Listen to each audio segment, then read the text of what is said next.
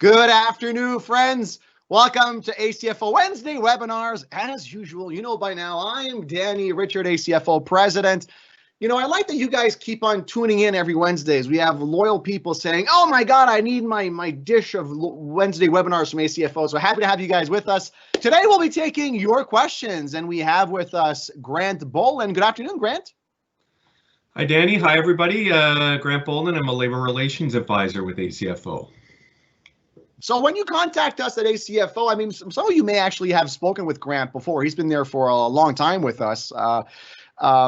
We really pride ourselves on our ability to answer our members' questions within a timely manner, right? So for me, as ACFO president, I want to make sure that when you reach out to us, within 24 hours, you're going to have someone that's assigned to you to answer your question. Now, that doesn't mean we're going to have necessarily the answer to your question right away, but you know who you'll be dealing with, and it's not like an automated response of an accusé de réception. So it's really something you know who you'll be dealing with. So today we'll be taking your questions. Before we do that, I want to give you an update on a couple of things, but actually let me tell you the Slido because I want to make sure the questions can come in. So the way you can ask us your questions for me or for Grant, if you go on slido.com, so that's slido.com, and it's going to ask you for a code, and the code you put in there is ACFO-ACAF,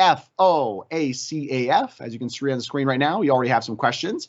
And you can ask any questions you would like. It's anonymous, and it will be our pleasure to answer any questions you might have. And again, you can rank up the questions. So whatever question you think is the most relevant, you can vote them up. So it's our way for you to interact with us.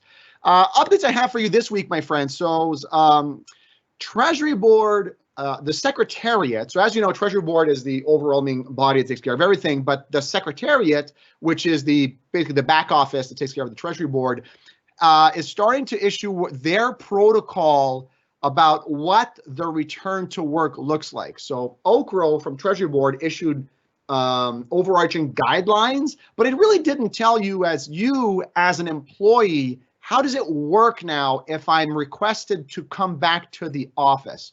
So I'll give you an outline of what it looks like. So first of all, for our members, I've said it many times, but I'll repeat it again. The majority of ACFO members should not be requested to physically come back to the office unless you want to. So if you want to return to the office, that's different. You can actually put a request to do that.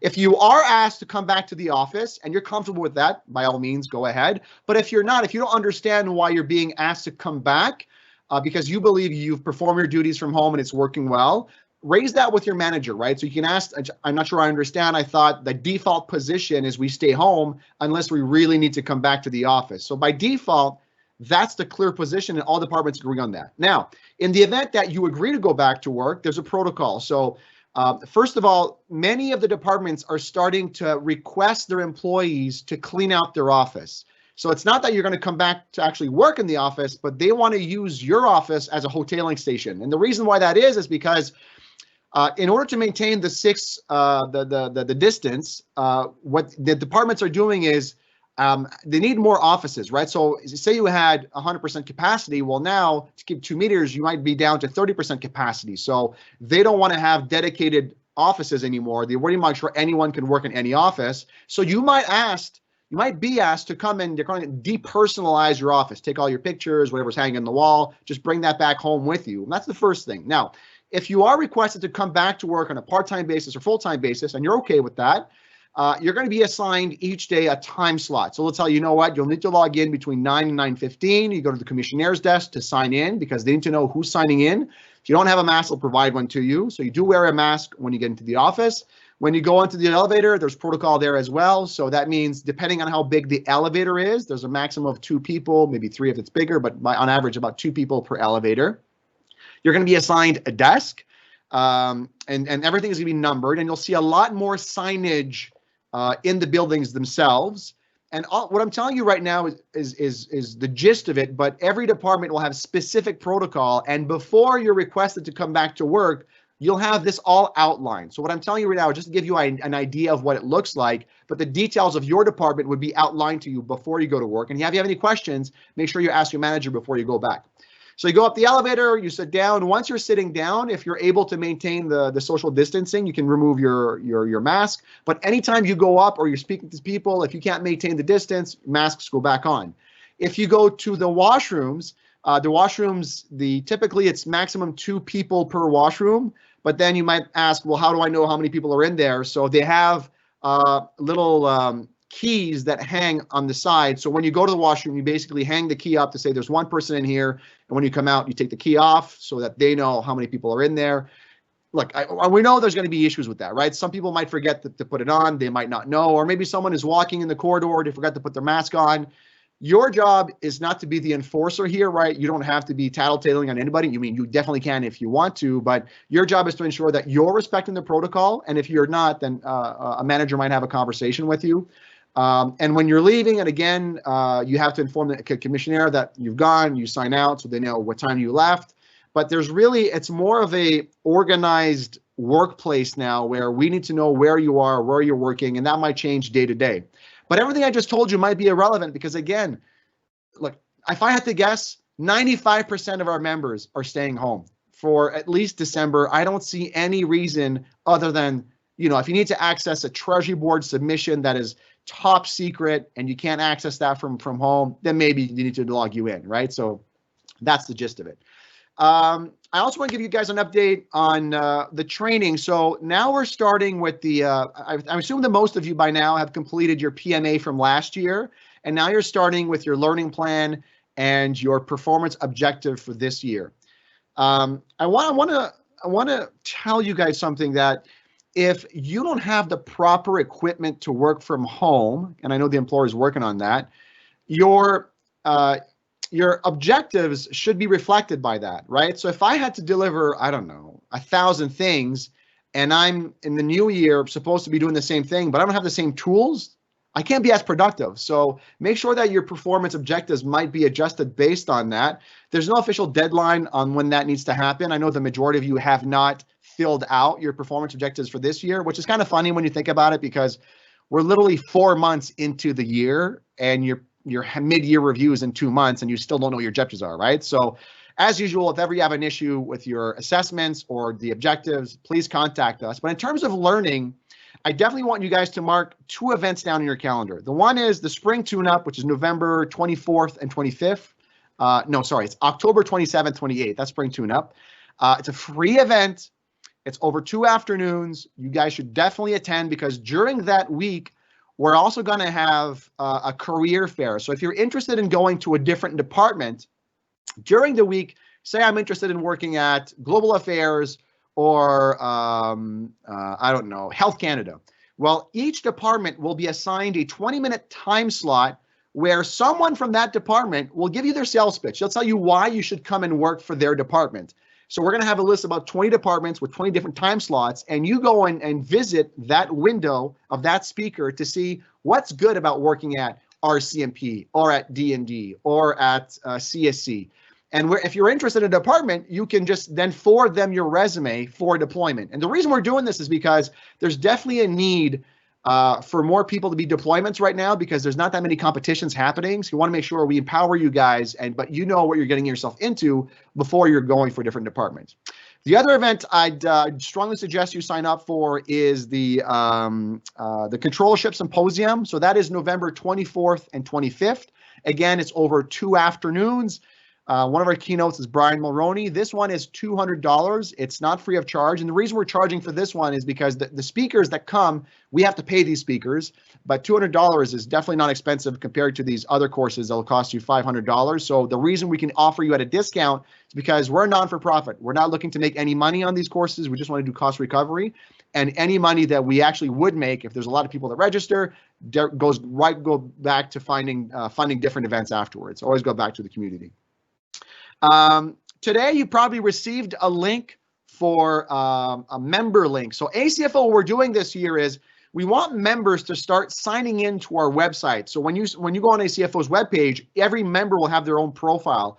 And there's a couple of reasons why we're doing that. First of all, is we want our members to be able to eventually customize what type of communication they receive from ACFO.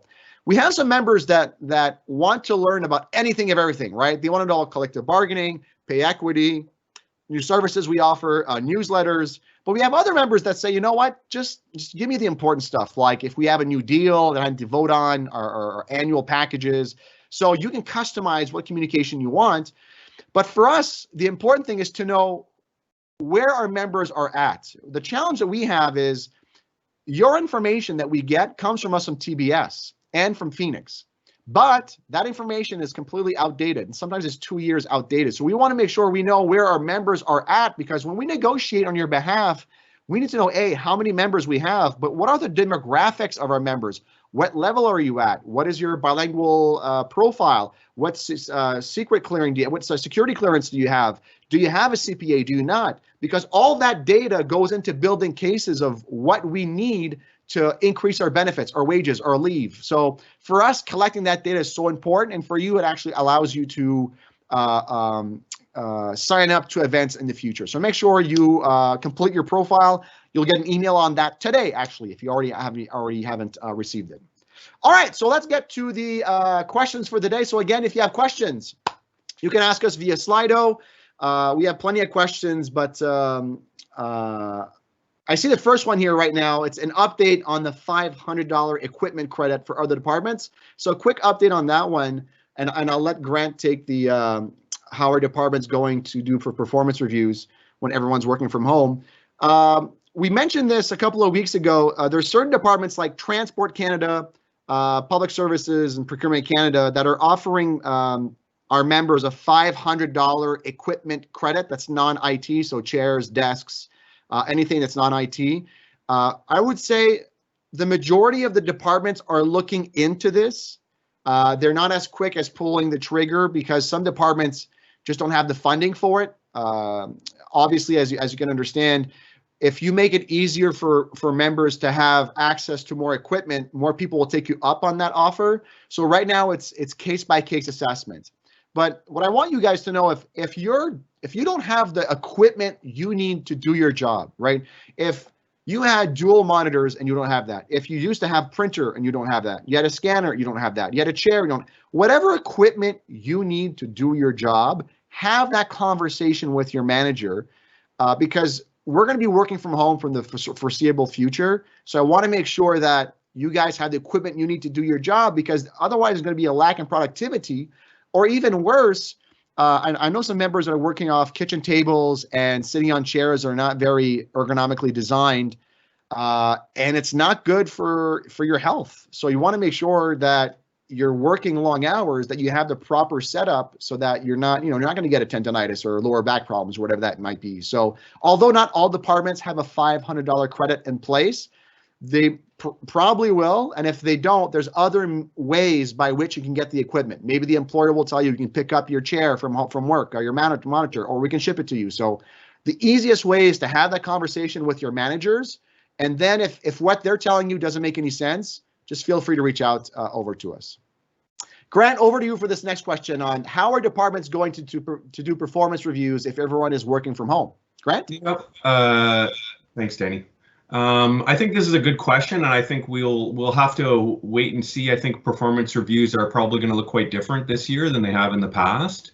And that's also going to look quite different from manager to manager, because I just know anecdotally that in some departments and some work groups, there's quite a close collaboration between the supervisor and employee, and they're working together seamlessly during this work from home period. And so in those cases, it probably won't be a dramatic change from a normal year's performance appraisals. But I do know that there are other examples where there's a disconnect now between, and especially when you have new employees that are coming in, and how are they interacting with their work group and with their supervisors. So I expect we're going to have some significant challenges coming up, but it doesn't change the right of the employer to go forward with performance appraisals, and performance appraisals are still a good process, which we should encourage and should be part of anybody's career development.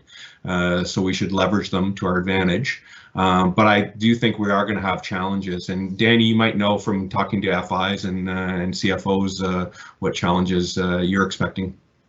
Yeah, the good news is it is not completely new, right? We do have members, I think this is more so in the regions, that did have people they reported to that they basically never saw each other, right? So doing performance reviews when you're not able to physically see the person although it is not necessarily the norm, it has been done in the past. So I think we can take some from of their lessons learned, their best practices.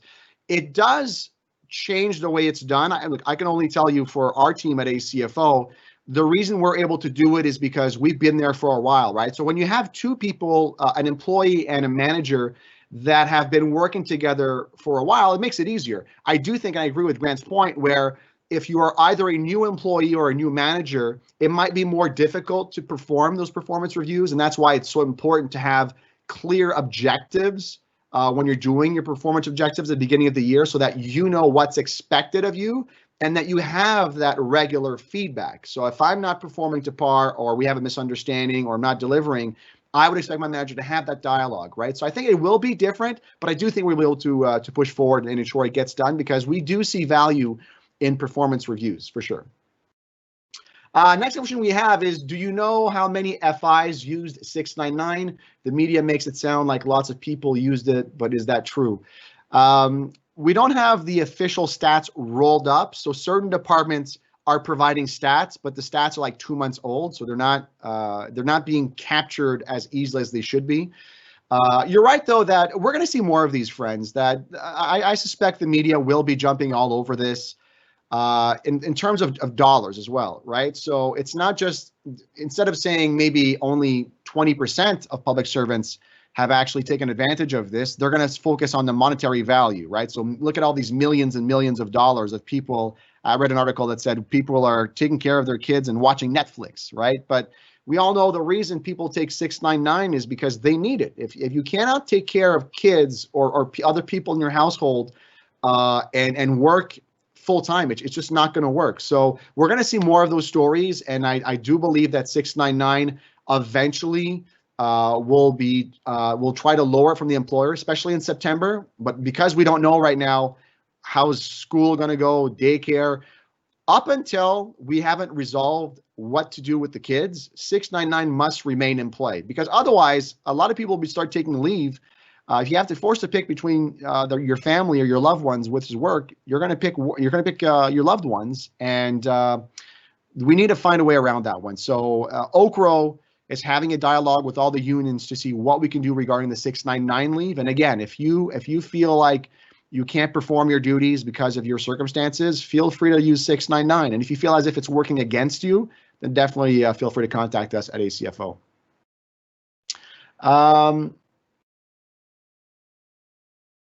Next question we had here on the PSAC agreement. So any news on the implications for FIs on the PSAC agreement?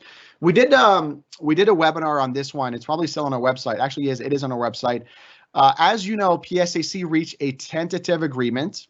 It hasn't been ratified yet, but we've received confirmation from the employer that our catch-up clause that allowed us to ensure that if ever another union were to get a better deal, we wouldn't be penalized, has been put in play. ACFO is one of the few unions that will be at the table to negotiate what that catch-up clause means now, how it will be implemented. But the employer has informed us that they can't sit down with us until the PSAC has ratified this tentative agreement. So the good news is it's in play, we're at the table, and we'll see what it means.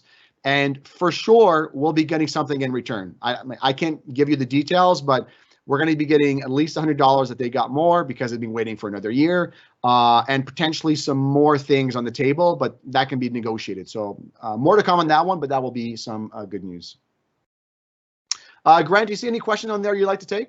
Yeah, there's one that just came in here that's asking, my boss is asking me to log everything I do while I work from home. Can they ask that? We do get this question from time to time because we do have a number of members who are required to provide logbooks and timesheets.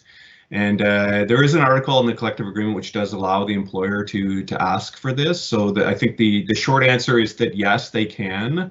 The longer answer, though, is that really it depends, and it's something that you'd want to contact Labor Relations at ACFO about to get some advice from us on, because we would want to see some limitations or on this, or time limits on it. normally these are performance-related issues that give rise to this.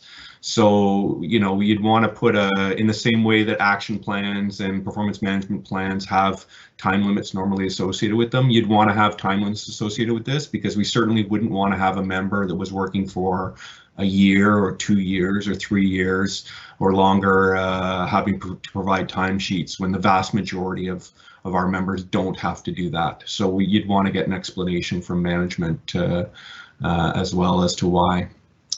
Danny, anything you wanted to add on that one? No, I agree with you, Grant. And I don't know any of our members. Maybe they reach out to Grant, but any of our members that have been asked to do timesheets that weren't provided rationale, right? There needs to be a specific reason why it shouldn't be just systematic. So if you're asked to provide a log of what you did with your time, I'm not saying it's not warranted, but contact us. We can give you some tips on how this would normally work.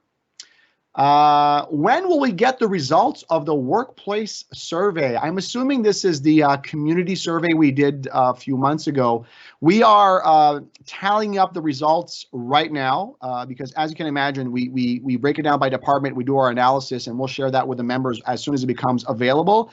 But I would like to thank you guys for completing that survey, because we've already been able to, I'll give an example. We've noticed that FI4s and even FI3s sometimes are turning down promotions to the EX level. And we want to know why that is, because if you're an FI4 right now, you can be making more money than an EX1. So it begs the question, why would I take a promotion if I'm not going to make more money, more hours, I'm not unionized, I have to work, the stress level is higher. So getting that data is so important. So we're looking forward to see how many people were teleworking, how many people were impacted by COVID. Do you feel harassed? Do you like your job? All these details make a difference for us. So more to follow on that one, because we're actually rolling up those results right now. Grant, over to you if you want to take a question on there. Sure, I'll take this one, timely one. It's if I get injured while I'm being told to be working from home, is that a workplace injury? And this question depends upon what activity you were engaging in when you were injured. So if you were just in your home, that doesn't necessarily mean that it's a workplace injury. But if you were performing a specific work-related activity, then it could be. And you should contact ACFO, certainly, if this happens to you, because there are important timelines that are associated with when you need to inform your employer, because there is a process for workplace injuries and illnesses. And so you'd want to make sure that you do it within the timeframes that are listed. So if you believe that you've become injured or ill as a result of something that happened to you in your home that was caused by work, please contact us as soon as you become aware of that. Danny? Yeah, I mean, it's a great point, Grant. That's why I'm so happy we have labor relations advisors that are used to dealing with these questions, right? Whenever you're in doubt, friends, contact us. I could see how if, I don't know, so for some reason your chair collapsed because you didn't have maybe the best chair and it collapsed and something happened to your back, and while you're on the computer, yeah, that would be covered. But if you are cleaning out your pool, well, necessarily wouldn't be a workplace injury, right? Next question. Again, if you have questions, go to slido.com. We have more questions. If we have to go back to work, does the employer have to provide masks, or do we have to bring our own? Can we claim the cost? The employer will be providing masks. That's why if you go to the commissionaire's office, they will have masks for you there. But if you want to bring your own, that's fine. You can do that as well. In terms of claiming the cost, I mean, you could try, but in terms of tax, that's something the CRA is still looking into. We actually got an update from OCRO on this one. There's a couple of few tax questions that have implications, right? Can I deduct some costs, my internet costs, utility bills? Can I get the T220000 form filled out? We're getting more and more questions from our members. We did raise this to OCRO in April. Initially, they said it's not their call, it's CRA, but because this impacts not just our members, but the majority of all public servants, CRA has said that they will look at their interpretation bulletin. They didn't say they'll change it, but they said they'll look at it, because not only it's public servants, it's a lot of Canadians are working from home right now. And one of the criteria is if you've worked from home more than 50% of your time, you might be qualified to take some deductions. But I do want to just do this parentheses. it wouldn't be a lot of money, friend, right? So even if you do qualify, it's a tax deduction at the end of the year that you prorate based on the square footage of your home, how much office space you're using, right? So some people thought it would be thousands of dollars. It's not. I mean, if you do the math, it'll be at most a couple of $100. I mean, depending how big your office is, how much you use it. But I wouldn't want our members to think there's going to be a big fat payday at the end of the year. There's also the question, and you got to keep this in mind as well. Yes, are you potentially incurring more costs by working from home? Yes, but the employer might say, you're also saving money, right? There's no transport. You don't have to burn gas or bus so the employer's position might be, look, I'll do what I have to here. And if I have to provide you the T2200, but if you're asking for me to deduct everything, well, how about the money you're saving? So if you want to look at what you're spending more, how about money you're saving as well, right? So the whole implications on taxes and costs and expenditures will need to be looked at, but we definitely need to have CRA's interpretation on that one. Grant, this next question, if I accepted a promotion, do I have to start at the first step of the new level, or can I negotiate to start higher? You can't negotiate to start higher because what your new level is going to be is based on a formula, which is included in the Directive on the Terms and Conditions of Employment, the Treasury Board, and that forms part of our collective agreement as well too. And what that, I won't begin to describe the formula because it's a bit complicated, but it's based on the differences between the increment levels at the different levels, and in generally speaking, it amounts to around 4%, but it's not exactly 4%. It does depend upon the differences in the increment levels. So you don't necessarily go to the next highest level. You don't go lower. You don't necessarily go to the next highest level, but it's based upon what the difference in the increments. Bit complicated, but it's all spelled out in the Directive in Terms and Conditions of Employment.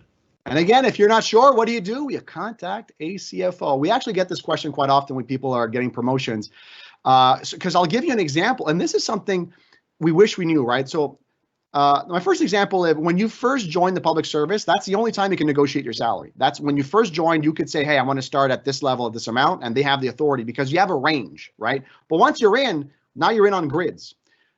So say, for example, I'm on FI1, I'm at increment number 3, and I'm due for a promotion for my next increment 1 month from now. And that increment would increase my salary by, I don't know, let's say $3,000.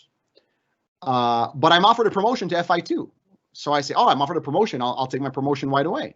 But then you realize, wait, had I waited a month before I took my promotion, I would have gotten my increment and perhaps went to the next level at the FI2, not the level I'm currently at. So it's something you want to take in consideration when you're close to your anniversary date. You want to work out those numbers because it's very, very difficult to retroactively take steps to correct that when you've already accepted a letter of offer, right? So these little things, it's worth contacting us for. Grant, what's the difference between a CT fin and FI? Are they the same thing? They are the same thing, I think we can say. The real difference is with respect to the other groups that were added, and I might get the acronyms wrong, but the CTEAV and I'm blanking on the other one, but it's because we're incorporating a couple of different groups, a small number of from the PSAC, which is the CTIAU, it comes to me, and the CTAV are another group that are coming over from PIPs. And so it's really more about the incorporation of the other groups than it is. There's no change to the FI agreement. It's just basically a name change to support the inclusion of the other groups. Yeah, and it's difficult, Grant, because the employer really hasn't shared a lot of communication on this. ACFO, we realized what was happening and we pushed out as much information as we could, but I know there's still lots of confusion. But as Grant just said, there's really no difference. The same thing. FIs became CT fins. AUs became the CTEAV, and ASs, some of them will become the CTIAS. So it's just a conversion. Everything stays the same for now, but we're getting closer with the employer now to see what this will lead to in terms of merging collective agreements, what we can do. But I want you guys to be Not worried about this. This can only be better. It will not be worse. No one will be making less money. No one will have less benefits. It can only go up. It will not go down. That is for sure. More to follow on that. And I feel like I'm saying more to follow a lot, but what can I say? There is more to follow. Posez vos questions en français aussi, si vous voulez. Je sais qu'on parle souvent en anglais, mais si vous voulez parler en français, on peut parler en français aussi. Grant, I'll take this next question. I'll let you take the one on coffee shops. If there are any COVID cases, should the employer inform employees that there are cases within our building? We are getting these reports right now of by department. It's not necessarily by building. I get where the question is coming from, right? If in your building on your floor there's someone that was contracted the virus, you would like to know.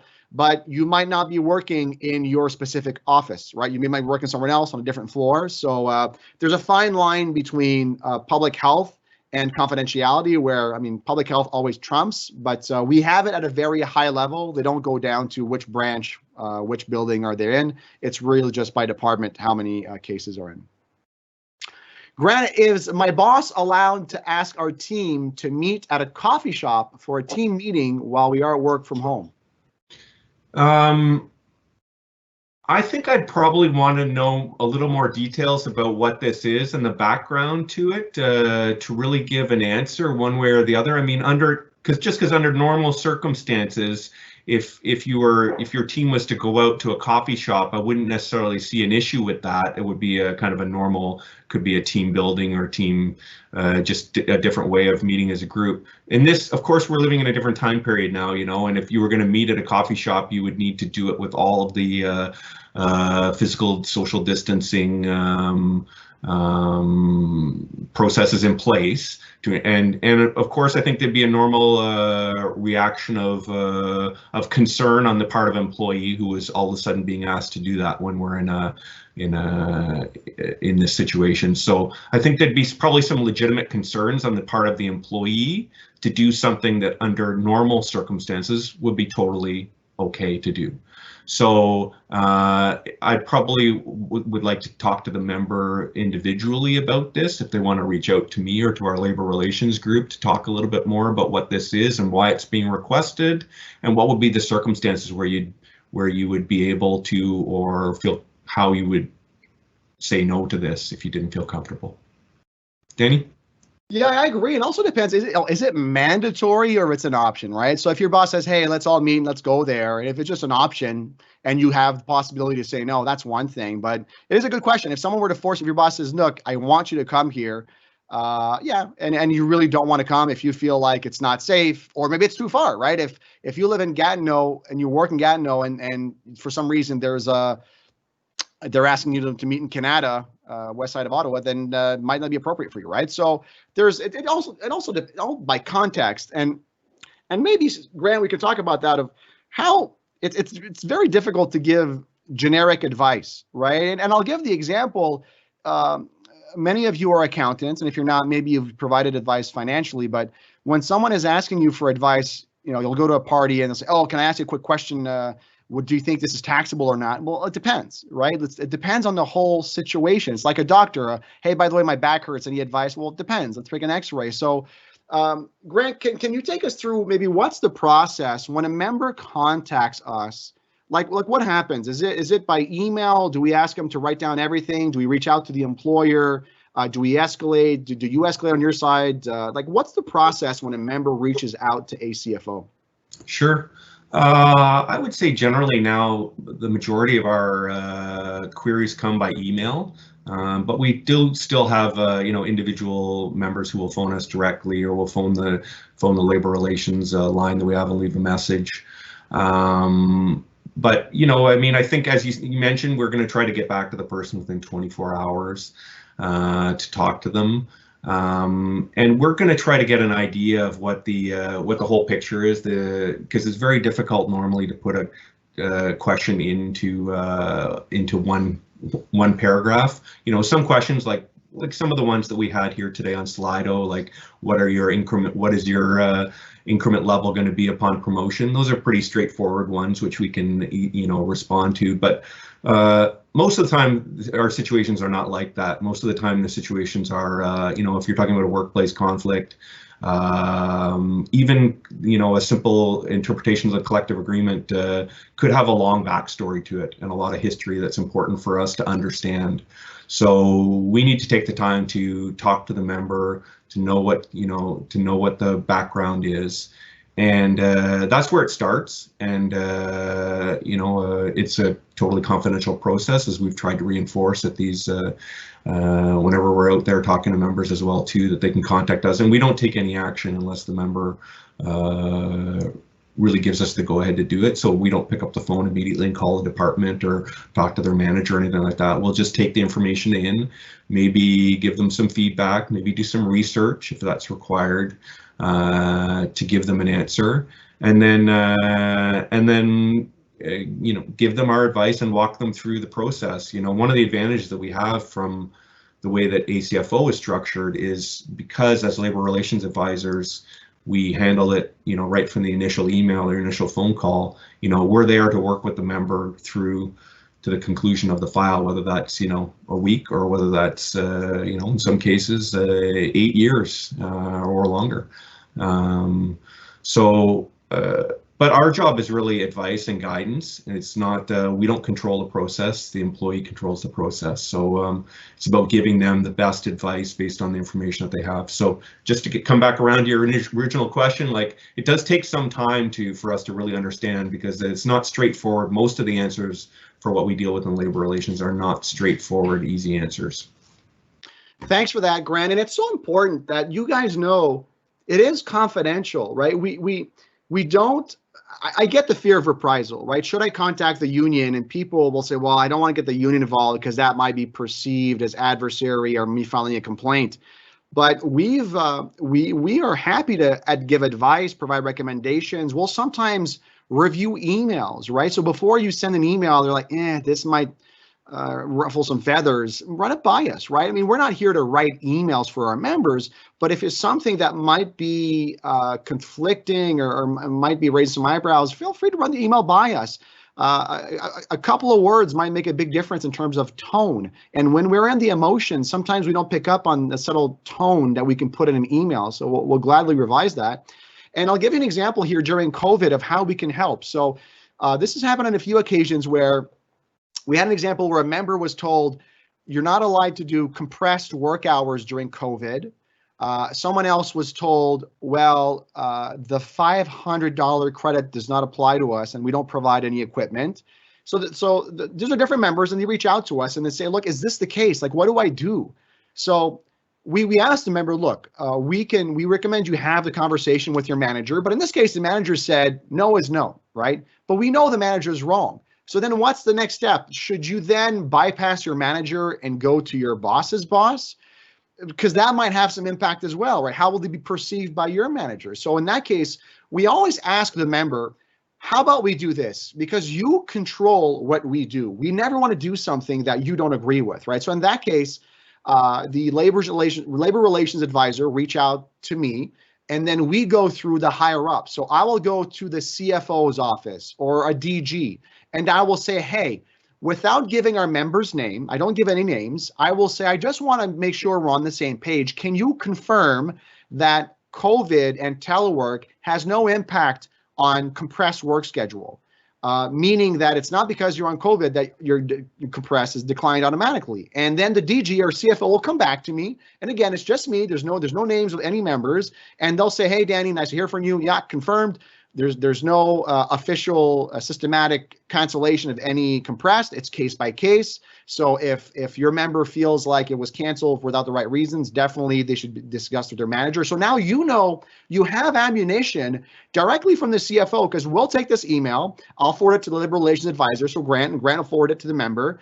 And now member can see that their own CFO has said that this is not the policy. So then what do? Do I go with my CFO to my manager with that information? So there's a lot of back and forth that can happen, but all this to say that we can find alternate sources of potential solutions while keeping everything anonymous. On your point, there's options there. All right, let's go back for some more questions here. How long does the employer need to give notice to the requested employees to come back to work?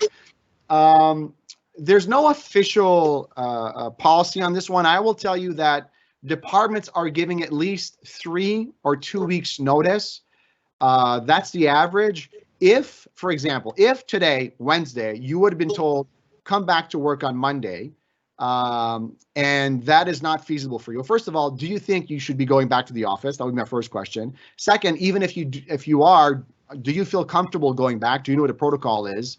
And third, was it sufficient notice for you to plan around it, right? So although there isn't an official need to provide X amount of lead time, if the time that's provided to you is not reasonable in your eyes, definitely reach out to us at ACFO. This is something we could easily, I mean, guaranteed. If someone were to tell you you need to work on Monday, it's urgent. Look, I've been teleworking for 4 months and it's been working well. So what's the issue here? Grant, is ACFO able to help if I want to request permanent telework even after COVID-19 is over?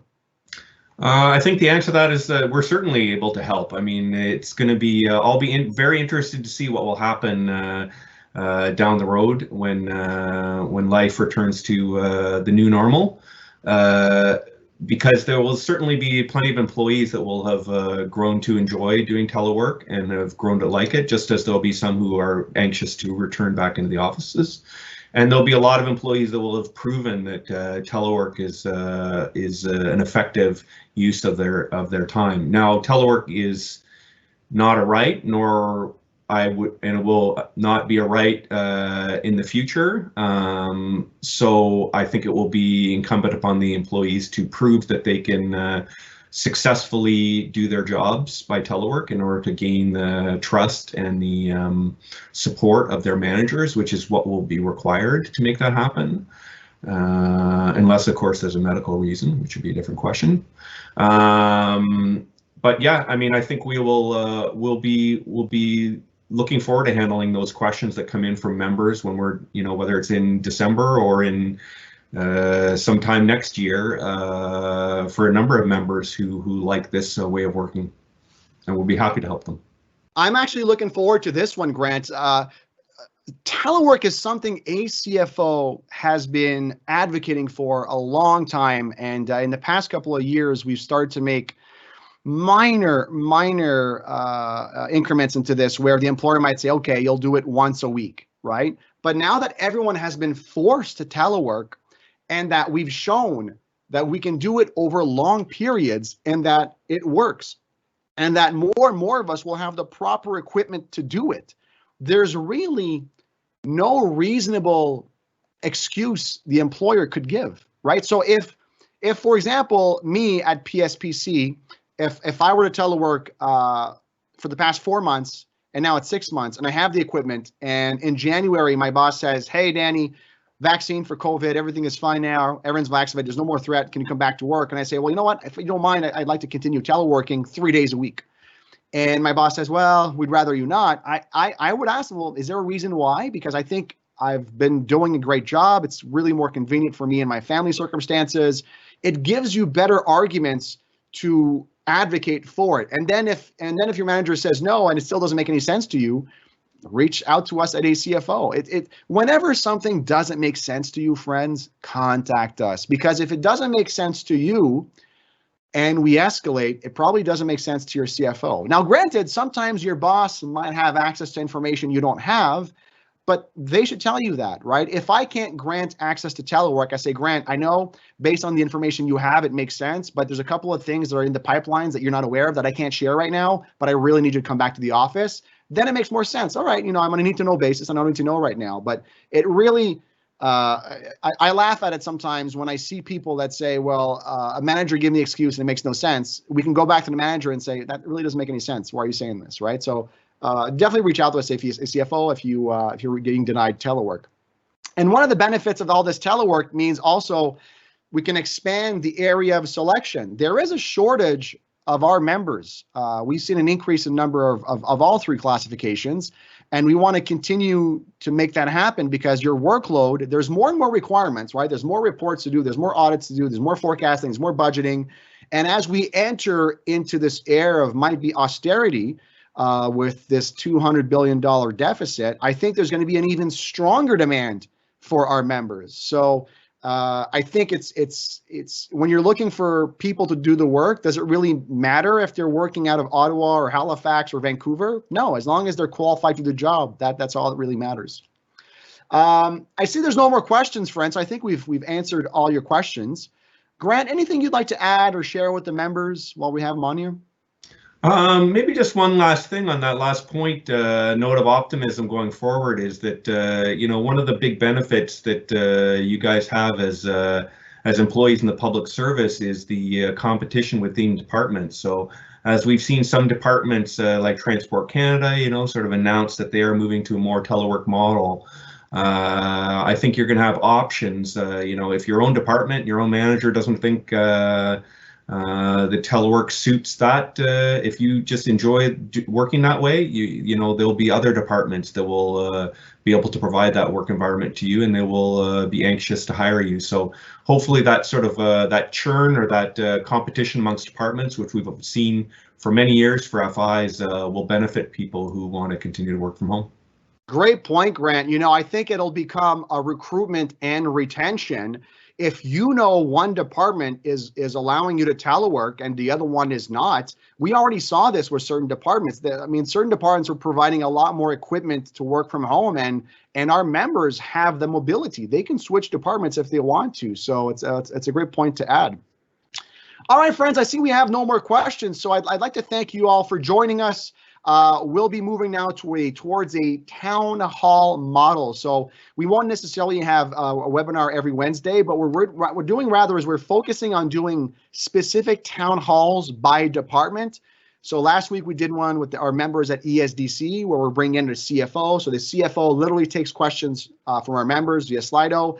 Next week, we're doing agriculture. We're trying to get all the departments. So CBSA, PSBC, all the departments, we're trying to get them in so that whichever department you're in, you can ask questions anonymously to your CFO and hear it straight from the horse's mouth. So there's sometimes really a disconnect between the higher ups and the grassroots, and we want to make sure that you can ask that question. So look forward to those. We'll send that out to you guys by email. Until then, if we don't see each other for a couple of weeks, enjoy your vacations for those who are taking some. Stay safe, and I'd like to thank our guest, Grant Boland, for joining us. Thank you, Grant. Thank you. Take care, everyone.